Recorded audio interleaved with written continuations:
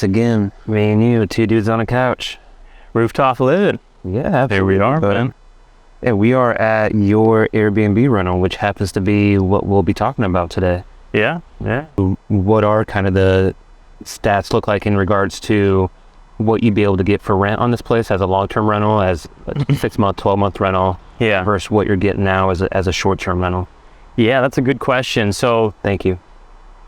well, you are just a phenomenal question asker. Hey, you sit back, bring that cocktail out, buddy. I just woke up from a nap, so I figured I'd throw something in. I know, the homeless are really getting lazy these days, huh? Just taking over houses, asking random questions to strangers. Good questions, though. Yeah, great question. Thank you. So, yeah, obviously there's a lot less management when you look at long-term rental. You're usually signing 12-month lease.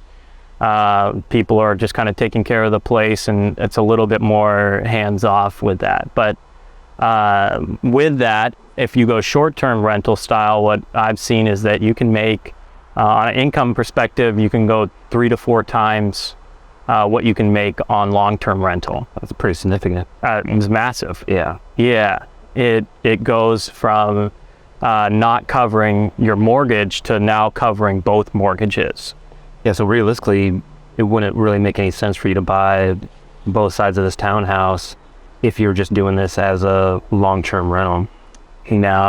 No, I mean, I guess depends what your goals and aspirations were. Yeah. There is a lot more management associated with short-term rental. It's running a hotel. I mean, really what it comes down to, you are running a hotel.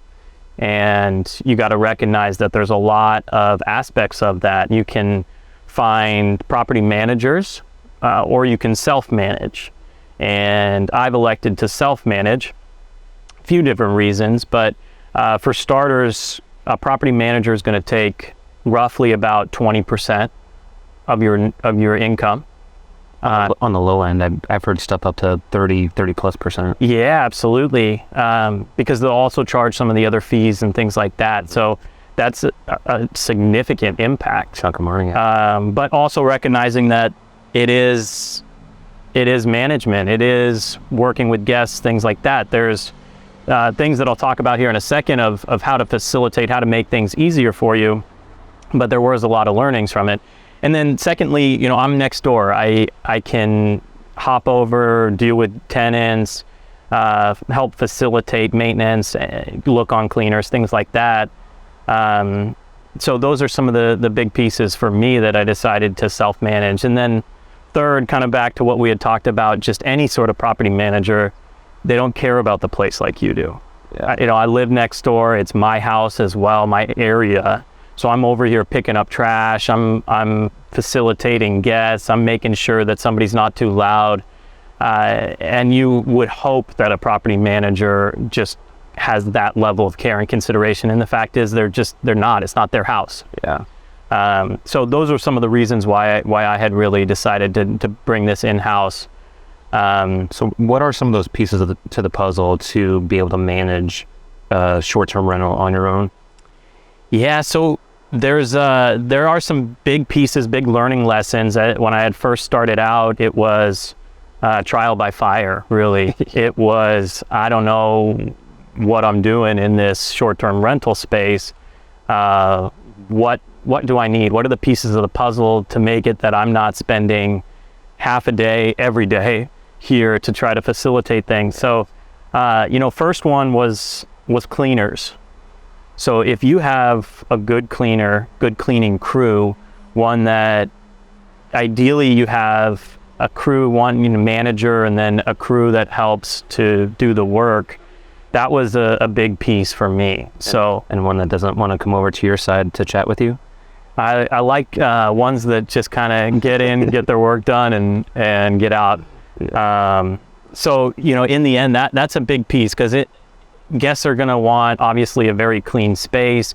When it looks tidy, when there's that fresh scent coming in, that is first impression, and that sets things off correctly for tenants and reviews, positive impact, all of that I'll touch on one of those other learning lessons as well, of reviews and how you get maybe some positive reviews there, because that is kind of your marketing. Everybody reads the reviews on Airbnb, VRBO, and when you get some bad reviews, you go down in the rankings, and people don't want to rent your place, and then vice versa if it's the flip. So that's really probably one of the biggest challenges of self-managing your short-term rental is managing tenants, make sure they have a great experience. So again, those reviews are what it's all about. Yeah, absolutely.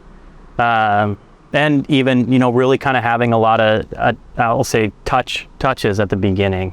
I met all of my guests at the beginning. I met them, walked them through the place, told them how to use specific things, any questions, shook their hand. They saw me, I'm a real person. Hey, by the way, it would really mean a lot to me. I'm just starting out here, and it would mean a lot to me if you gave me a 5-star review at the end, if you felt like it was worthy. So that was, cleaning piece was one of those puzzle pieces. Maintenance, you're gonna have maintenance issues. People are gonna screw up your house. Unfortunately, yeah. I've had my fair share. Little bit of a tangent, kind of, bad guests, we'll call them. Most are good, there's bad guests, but had one and that get these messages in the morning from this guest, hey, this place is disgusting, it's dirty everywhere. It was so hot in this building that I opened the window and there wasn't a screen and all my body got eaten by bugs. And this was my first really, really bad complaint. And I took it to heart. This has been my blood, sweat, tears for months, because I took this property and renovated it and got it up and running. And these was probably first month of me running the place. And it was really to heart. And I go, okay, let's meet. I'm next door. He doesn't meet me. He sends his sister and her boyfriend down to meet me. They don't allow me in. There's a baby inside sleeping. Oh, okay. Me being ignorant at the time, like, oh, okay, yeah, these guys got to be legitimate. And they go on a rant about how it's dirty and blah, blah, blah. And I went out of my way to say, oh my God, I'm so sorry. I'll have a cleaner here, today. I'll clean it myself even. What's wrong? Oh, the bugs too. We're going to leave today. This place is just not, I can't believe that you're selling this place to these people. And I was like, man, that's a little harsh, but okay, whatever. And so they end up, leaving. And I come to find out later on that they've put a hole through the wall in the kitchen area. Nice. They really were just trying to complain and get out of paying for any extra nights, because they wanted air conditioning, because they were some fat sons of bitches. And I was confused as well, thinking back at it, because he was talking about, we were in the bunk bed room, and then it comes out that somehow they had 4 people in a bunk bed situation. Nice. And I'm sitting there wondering, like, so you had what, like 2 big people in the top bunk? And man, that's some impressive structure on this thing. I'm surprised it didn't collapse. And let's all close the door and open the window and get eaten by bugs. So unfortunately, you're going to have those crappy tenants. You're going to have those challenging reviews, and all you got to do is just kind of put a smile on and say, okay, let's live to fight another day, and focus on the good tenants.